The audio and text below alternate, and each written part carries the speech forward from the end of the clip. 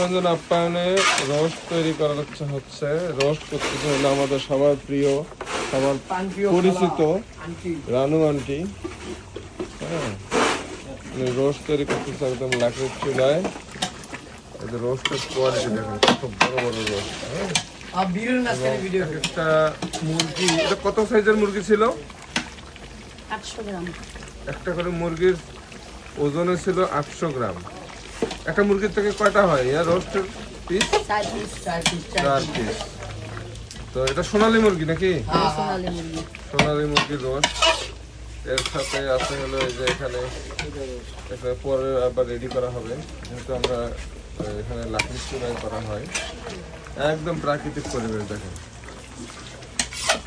খোলামেলা প্রাকৃতিক পরিবেশ, চারপাশে বাগান, কোনো ধরনের অপরিষ্কার কিছু নাই। পাতিলের কোয়ালিটি যথেষ্ট ভালো।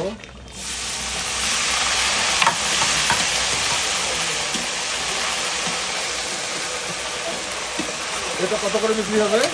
120।